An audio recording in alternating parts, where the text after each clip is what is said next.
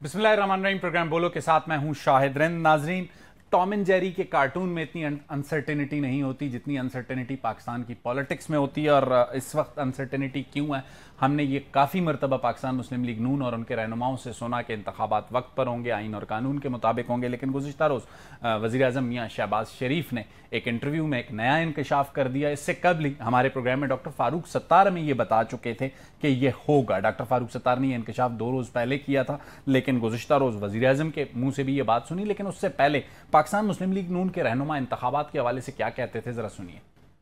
राजा साहब, इलेक्शन अक्टूबर में होता नजर आ रहा है? इलेक्शन अक्टूबर में होना चाहिए और इंशाल्लाह होगा। इलेक्शन जो है वो बर वक्त होंगे। अगस्त में जो है वो असम्बलियां अपनी मुद्दत पूरी कर रही हैं, उसके बाद केयर टेकर सेटअप आएगा, इलेक्शन होंगे अक्टूबर या नवंबर। पाकिस्तान मुस्लिम लीग नून के अहम रहनुमाओं को आपने सुना, क्या खुर्रम दस्तगीर साहब, क्या राना सनाउल्लाह साहब, हर कोई इंतखाबात आइन और कानून के मुताबिक करने की गर्दान करता रहा। लेकिन गुज़िश्ता रोज सीनियर सहाफ़ी और एंकर पर्सन आसमा शिराजी को इंटरव्यू देते हुए वज़ीर आज़म मियाँ शहबाज शरीफ ने एक नया पेंडोरा बॉक्स खोला और अब भी वो इबाम बरकरार है कि अब इंतखाबात होंगे या नहीं होंगे। सुनिए वज़ीर आज़म ने क्या कहा। वज़ीर आज़म का जब हमने ये बयान सुना और उसके बाद एहसन इकबाल साहब ने शाहजेब खानज़ादा के प्रोग्राम में अहम गुफ्तगू की। पार्टी के सदर और वज़ीर आज़म क्या कहते हैं, पार्टी के सेक्रेटरी जनरल क्या कहते हैं, सुनिए एहसन इकबाल साहब ने क्या कहा। एहसन इकबाल साहब की जो आपने गुफ्तगू सुनी, ये मामला ऐसे ही लगता है जैसे इसहाक डार साहब का नाम निगरान वज़ीर आज़म के लिए पहले पिच किया गया, लीक किया गया, और जब पल्स मिली नेगेटिव तो फिर उस पर बैकफुट पे गए। वज़ीर आज़म ने भी मेरा ख्याल है इंतखाबात के मामले पर एक बॉल खेली, देखा कि क्या रिजल्ट आता है। पाकिस्तान पीपल्स पार्टी उस पर इख्तलाफ राय रखती है। MQM समझती है कि नई मरदमशुमारी पर होना चाहिए। बलूचिस्तान अवामी पार्टी मेरी मालूमात के मुताबिक उन जमातों में है, या बलूचिस्तान सूबा चाहता है कि नई मरदमशुमारी पर इंतखाबात हों। MQM वाज़े लफ्ज़ों में अपनी ऐलानात कर चुकी है। जमात इस्लामी की क़यादत भी आज इस मामले पे हमें कराची की नज़र आई कि वो नई मरदमशुमारी पे इंतखाबात चाहते हैं। पाकिस्तान पीपल्स पार्टी नहीं चाहती है। अब इंतखाबात होंगे या नहीं होंगे, सिर्फ अक्टूबर या नवंबर, अब भी सवालिया निशान अपनी जगह पे। जो डिस्टिंग्विश्ड पैनल हमें ज्वाइन कर रहा है, बिलाल कियानी, पाकिस्तान मुस्लिम लीग नून से उनका ताल्लुक है, बलूचिस्तान अवामी पार्टी से सेनेटर दनेश कुमार, और PDM के तर्जुमान हाफिज़ अब्दुल्ला थोड़ी देर में हमें ज्वाइन करेंगे। बिलाल, कोई क्लैरिटी देंगे या कन्फ्यूजन बरकरार रखेंगे? जी, बिस्मिल्लाहिर्रहमानिर्रहीम। शाहिद साहब, बहुत शुक्रिया जी अपने शो में मुझे शामिल करने का। देखिए, मेरा नहीं ख्याल कोई भी कन्फ्यूजन है। एक चीज़ है जिसके ऊपर वज़ीर आज़म साहब भी, इत्तेहादी हुकूमत भी और मुस्लिम लीग नून भी डे 1 से क्लियर है कि ये हुकूमत आइन और कानून के मुताबिक आई थी। आइन के ही मुताबिक एक successful vote of no confidence को एक्सरसाइज करके इमरान खान साहब की गैर आइनी हुकूमत को हटाया गया था।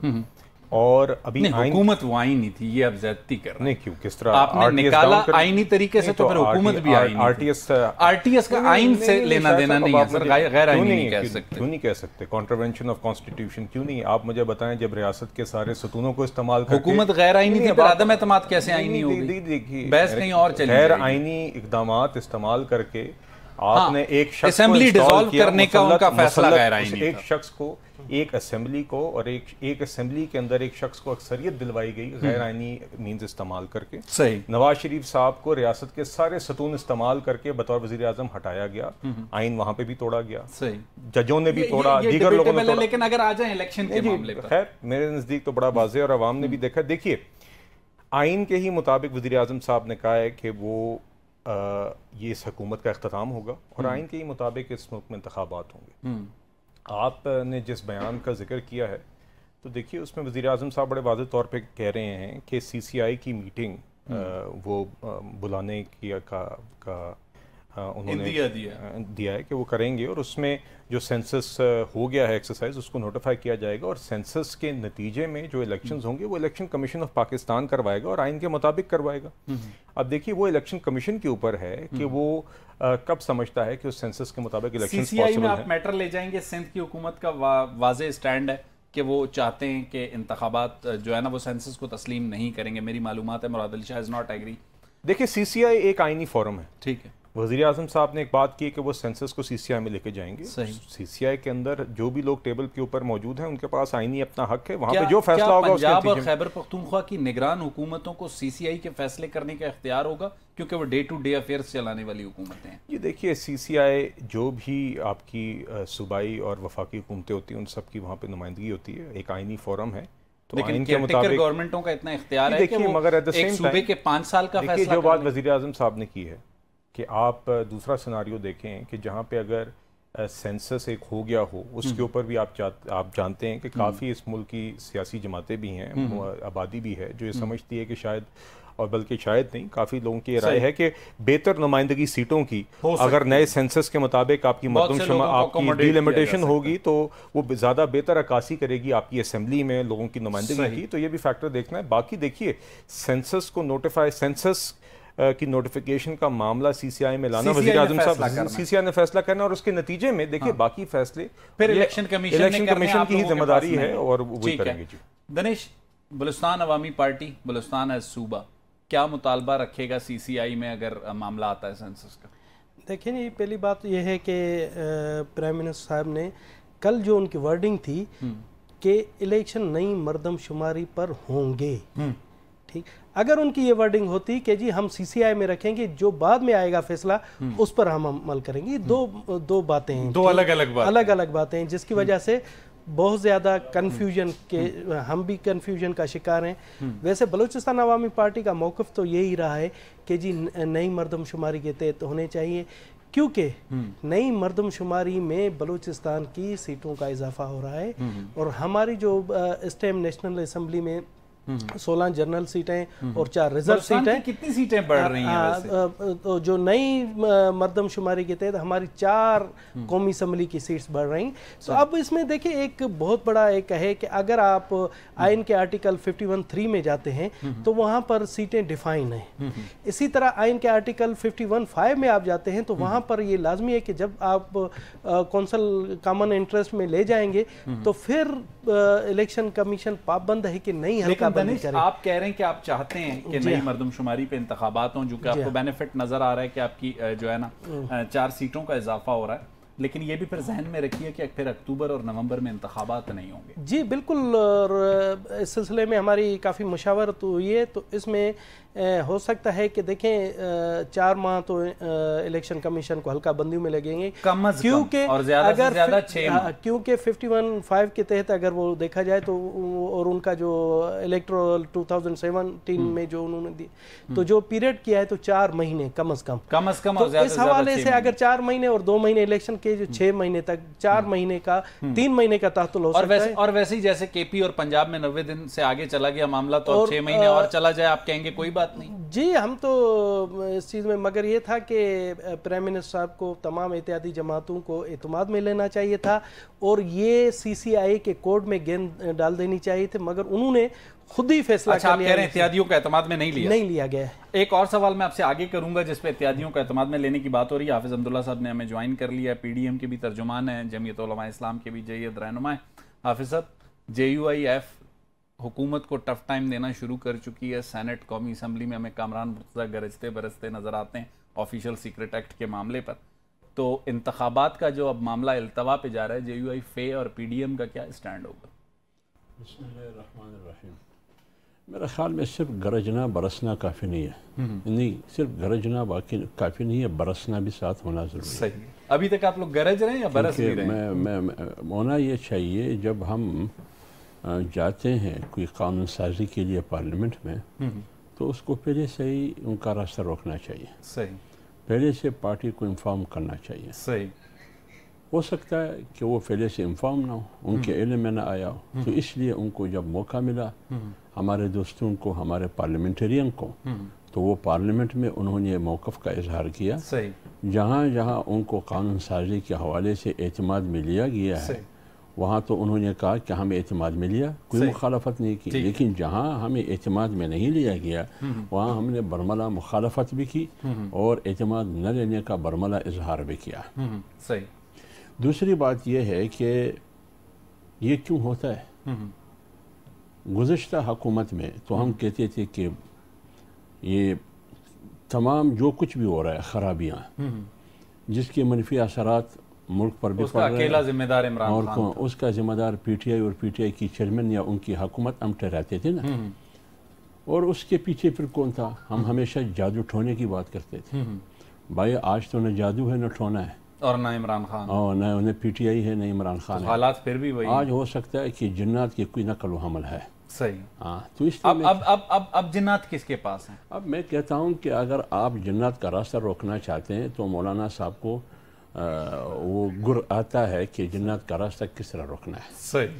اب جنات کا راستہ اگر جنات پورے ملک پر ان کا اثر ہے, کچھ ایسے جنات ہیں اسلام آباد کے قریب جن کا راستہ مولانا صاحب روک سکتے ہیں. دیکھیے سیاسی قوتوں میں مولانا صاحب اور سیاسی قوتوں میں بہت بڑی ٹھیک ہے طاقت موجود ہے. صحیح, وہ روک سکتے ہیں. حافظ صاحب ایک چھوٹا سا بریک لیں گے, بریک کے بعد آئیں گے ناظرین. تو بلال کیانی کے سامنے دو بڑے اہم نقطے رکھیں گے. اتحادی کہہ رہے ہیں آج کل اعتماد میں بھی نہیں لیتے, اور حافظ صاحب نے تو اشارہ دے دیا کہ جنات کا کنٹرول بڑھ رہا ہے, تو کیسے نون لیگ جنات سے جان چھڑا سکتی ہے. حافظ صاحب فارمولہ بھی دے رہے ہیں. لیتے ہیں ایک چھوٹی سی بریک. ویلکم بیک ناظرین. بریک پر جانے سے پہلے دونوں اتحادیوں نے جس قسم کے تحفظات کا اظہار کیا, اصولاً تو مجھے بلال کے پاس جانا چاہیے, لیکن حافظ صاحب اگر 30 سیکنڈ میں کلیئرٹی دیں کہ جو نئی مردم شماری کے معاملے پر پرائم منسٹر کا بیان ہے, انتخابات التوا کا شکار ہوتے ہیں, تو 30 سیکنڈ میں JUIF کا سٹینڈ کیا ہے؟ دیکھیے میرے خیال میں یہ تعجب کی بات ہے کہ ایسے موقع پر اس قسم کا بیان دینا باوجود اس کے کہ اتحادیوں کو اعتماد میں بھی نہیں لیا ہے. یہی بات دنیش بھی کر رہے ہیں. اب دو باتیں اس میں تضاد بھی ہے. ایک طرف کہتے ہیں کہ الیکشن اپنے وقت پر ہوں گے, دوسری طرف کہتے ہیں کہ نئی مردم شماری. اب ایک طرف نئی مردم شماری کی بنیاد پر انتخابات اور بر وقت, یہ کیسے ممکن ہے؟ آرٹیکل کا حوالہ بھائی نے دیا, آرٹیکل 51, 3 اور 5 کا. پھر اس کا راستہ کس طرح روکیں گے؟ اگر اس میں آپ نے ترمیم کرنا ہے پھر تو پارلیمنٹ میں جانا ہوگا, تو پارلیمنٹ اس وقت کہاں ہوگا؟ اور آپ CCI کا میٹنگ کب بلائیں گے؟ کل, پرسوں, ترسوں؟ آخری گولڈن ویک شروع ہو چکا ہے. چلیں بلال, حافظ صاحب نے بھی پوزیشن کلیئر کی, دنیش نے بھی کلیئر کی. اتحادیوں کے تو بڑے لمبے تحفظات ہیں. شاید صاحب بات یہ ہے, اور حافظ صاحب نے بھی جس طرح بات کی کہ کچھ جگہیں جس طرح انہوں نے کہا, اس جو لیجسلیشن بھی ہوئی ہے انہوں نے خود اس بات کا اعتراف کیا کہ کچھ جگہوں پہ تو ان کو اعتماد میں کیا, کچھ جگہوں پہ اور ہو سکتا ہے. دیکھیے یہ چیز کوارڈینیشن میں کبھی کبھی کوئی ایشو آ جاتا ہے, تو یہ آپ دیکھ رہے ہیں کہ پچھلے 1.5 سال میں اس حکومت کا ہال مارک رہا ہے کہ وزیر اعظم شہباز شریف صاحب نے چاہے پیپلز پارٹی ہو, چاہے وہ جمعیت علماء اسلام ہو اور دیگر, اور جو ہمارے اتحادی ہیں, سب کو ہر اہم فیصلے میں مشاورت بھی کی. اور دیکھیے اور دونوں سطحوں پہ, ایک لیڈرشپ سطح ہے جہاں پہ مولانا فضل الرحمان صاحب ہیں, جہاں پہ زرداری صاحب ہیں, پھر ایک کابینہ سطح پہ بھی جہاں پہ دیگر کابینہ کے ممبران ان جماعتوں کے نمائندے ہیں, فنکشنل لیول پہ بھی, پولیٹیکل لیول پہ بھی مستقل ایک رہی ہے. اور اسی اسپرٹ میں نظر آ رہا ہے دنیش آپ کے سامنے کہہ رہے ہیں حافظ صاحب گلا کر رہے ہیں 1.5 سال میں جو آپ نے کیا بالکل کیا, لیکن آخری مہینے میں سارا کچھ کیوں آگے پیچھے کر رہے ہیں؟ اس طرح اتنا کوئی آگے پیچھے نہیں ہو رہا. جس طرح حافظ صاحب نے کہا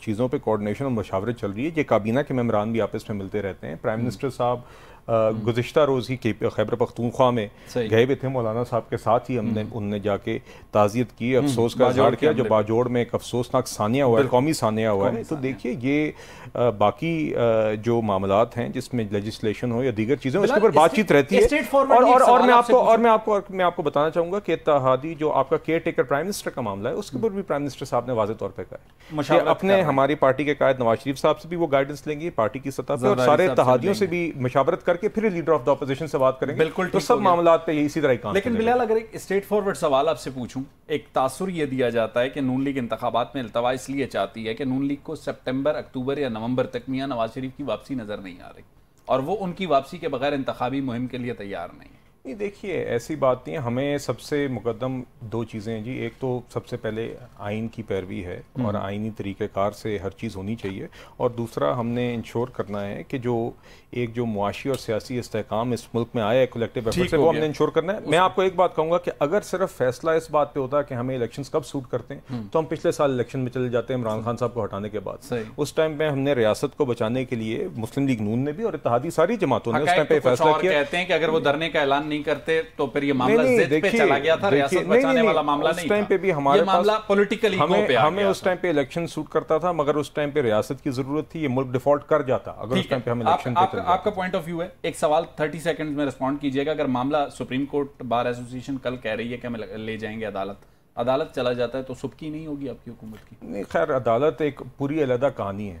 عدالتوں کا جو رویہ پچھلے چند ماہ میں ہم نے دیکھا ہے, جس طرح کا ہم نے اعلیٰ عدلیہ کے اعلیٰ ترین لوگوں کی طرف سے دیکھا ہے. نہیں اگینسٹ کی بات نہیں ہے, بات یہ ہے کہ دیکھیں کوئی کسی کو روک نہیں سکتا کوئی بھی معاملہ کہیں کسی کورٹ میں لے جانے کے لیے, مگر پارلیمنٹ کی ایک سپریمیسی ہے, نہ پارلیمنٹ کا کام ہے کہ جوڈیشری کے کام میں انٹرفیئر کرے، نہ جوڈیشری کا کام ہے پارلیمنٹ میں انٹرفیئر کرے. پارلیمنٹ از سپریم اور پارلیمنٹ جو قانون سازی کرے گی.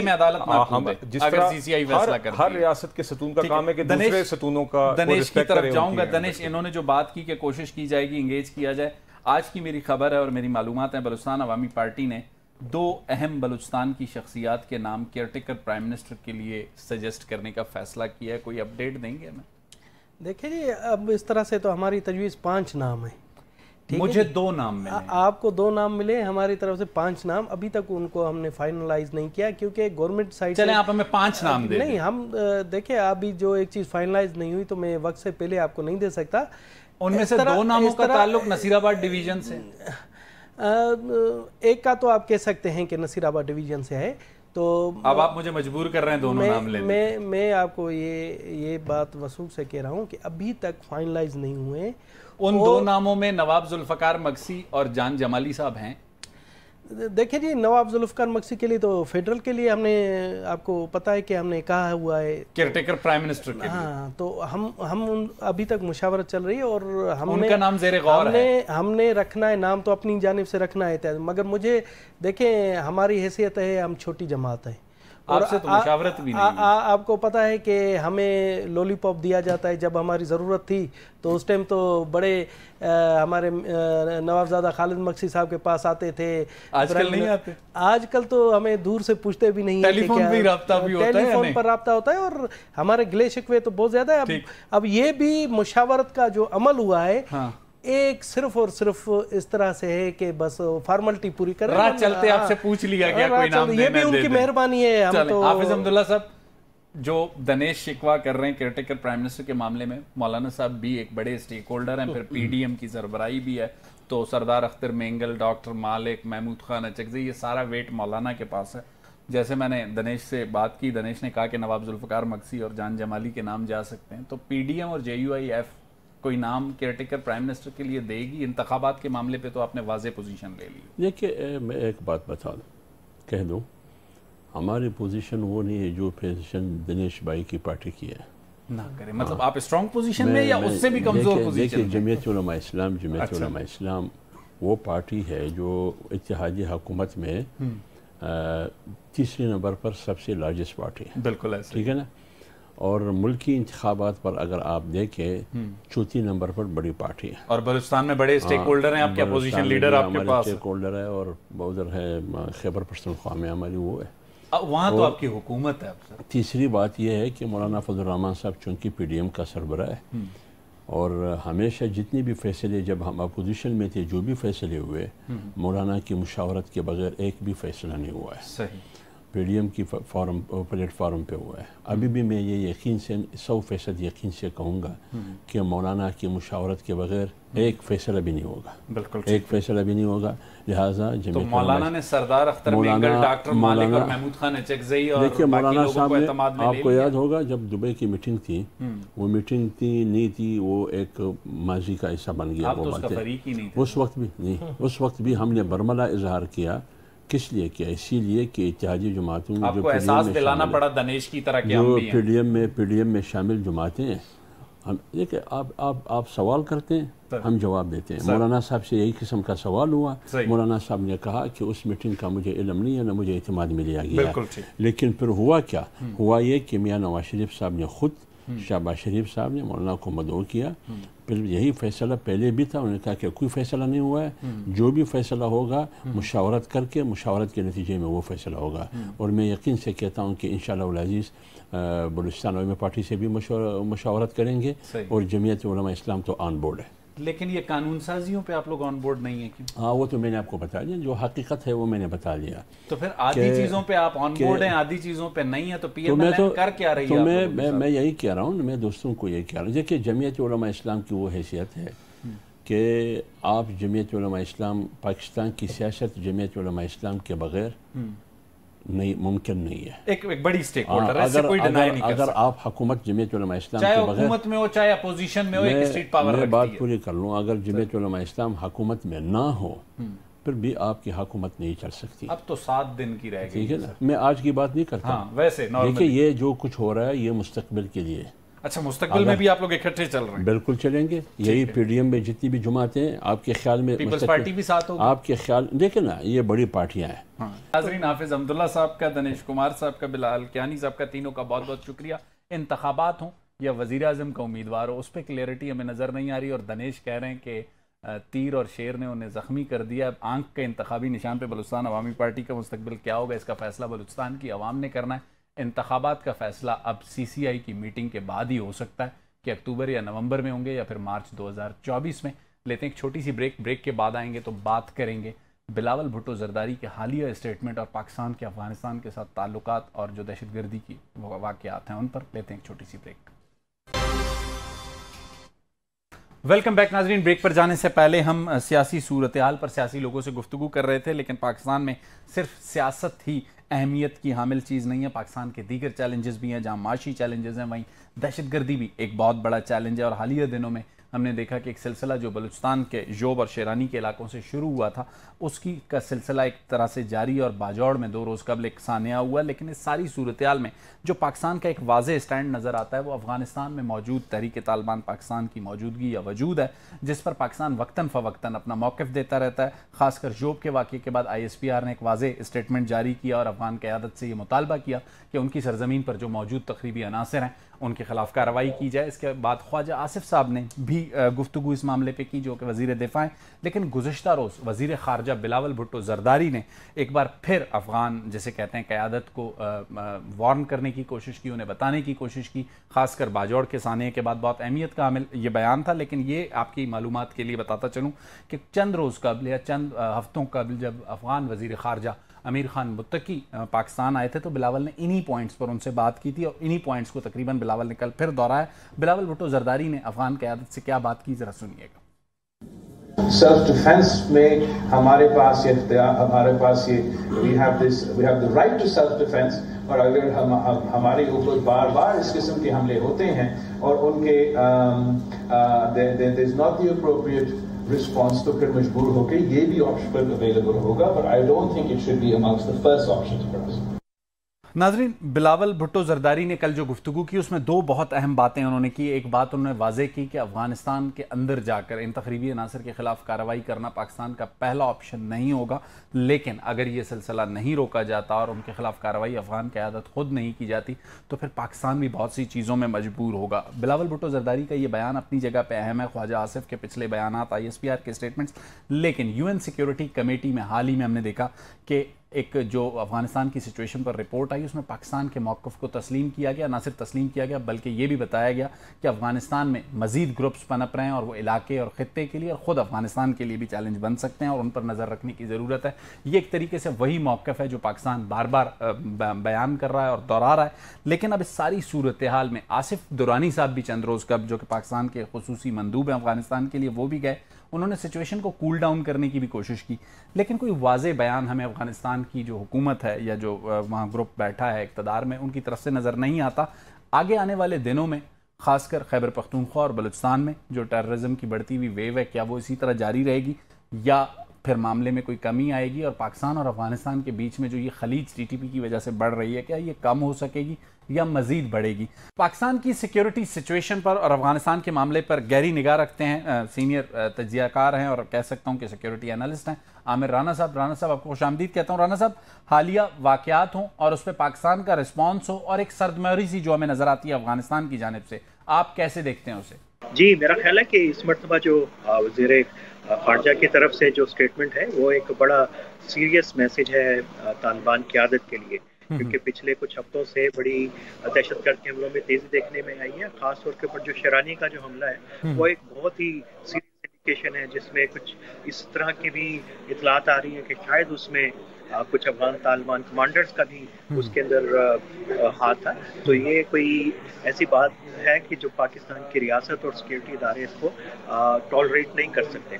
और मेरा ख्याल है कि जैसे जिस तरीके से सूरत हाल बन रही है KP के अंदर, उसमें इलेक्शन के लिए जो है वो खतरात बढ़ जाएंगे। हमें पता है कि पिछले जो 3 इलेक्शंस हैं उसके अंदर मेन स्ट्रीम पार्टीज के साथ जो कुछ दहशत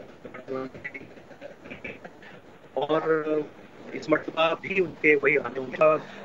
तो लगता ये है कि चूंकि दो मुतहारिब दहशतगर्द कुव्वतें हैं, एक तरफ से टीटीपी है जो हमेशा से टारगेट करती है सेकुलर और main stream political parties, nationalist parties, तो दूसरी तरफ अब दाइश जैसी कुव्वतें हैं और जिनका बिल्कुल वाज़ेह इख्तिलाफ है कर्ज़ सियासत से, जमीयत उलमाए इस्लाम से, और वो बड़े अरसे से वार्निंग नहीं है। मसला ये था कि जो फाटा का जो स्टेटस जो चाह रहे हैं कि उसको रिवर्स किया जाए, वो बड़ा इंपॉर्टेंट पॉइंट था, क्योंकि मेरा ख्याल में कि पाकिस्तान की जो 70 के बाद से 3 मेजर पाकिस्तान की कामयाबियां हैं अगर उसको काउंट किया जाए। एक तो आईन पाकिस्तान है, 18 अमेंडमेंट है और फाटा के स्टेटस का खात्मा है, तो वो इतनी बड़ी डेवलपमेंट है।